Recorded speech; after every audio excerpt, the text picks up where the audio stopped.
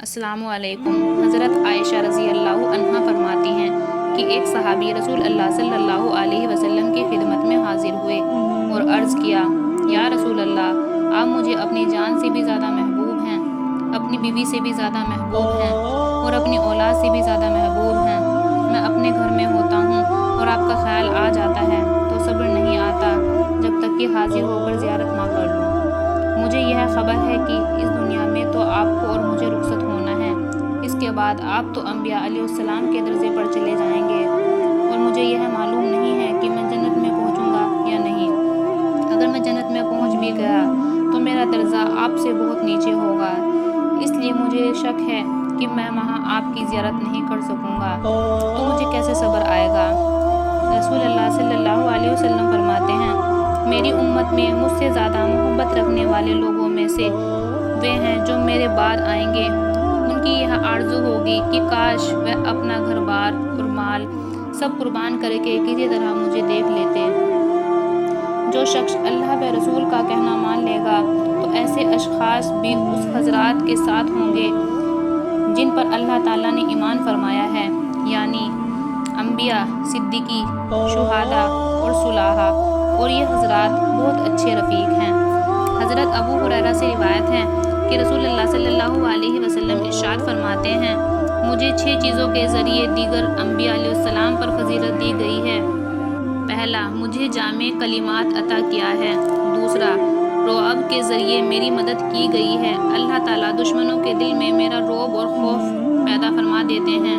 تیسرا، مال غنیمت کے لیے میرا حلال بنا دیا گیا ہے، پچھلی امتوں میں سے مال غنیمت کو آگ آ کر جلا دیتی تھی۔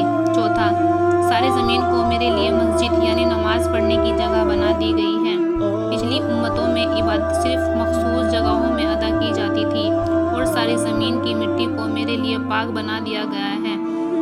5، ساری مخلوق کے لیے مجھے نبی بنا کر بھیجا گیا ہے، مجھ سے پہلے انبیاء کو خاص طور پر ان کی اپنی ہی قوم کی طرف بھیجا جاتا تھا۔ 6، نبوت اور رسالت کا سلسلہ مجھ پر ختم کیا گیا ہے، یعنی اب میرے بعد کوئی نبی اور رسول نہیں آئے گا۔ ایک روایت میں یہ بھی ہے کہ رسول اللہ صلی اللہ علیہ وسلم ارشاد فرماتے ہیں کہ میری اور مجھ سے پہلے انبیاء علیہ السلام کی مثال ایسی ہے جیسے ایک شخص نے گھر بنایا ہو اور اس میں ہر طرح کا حسن اور خوبصورتی پیدا کی ہو، لیکن گھر کے کسی کونے میں ایک اینٹ کی جگہ چھوڑ دی ہو۔ اب لوگ مکان کے چاروں طرف گھومتے ہیں، مکان کی خوشنمائی کو پسند کرتے ہیں، لیکن یہ بھی کہتے ہیں کہ یہاں پر ایک اینٹ کیوں نہیں رکھی گئی؟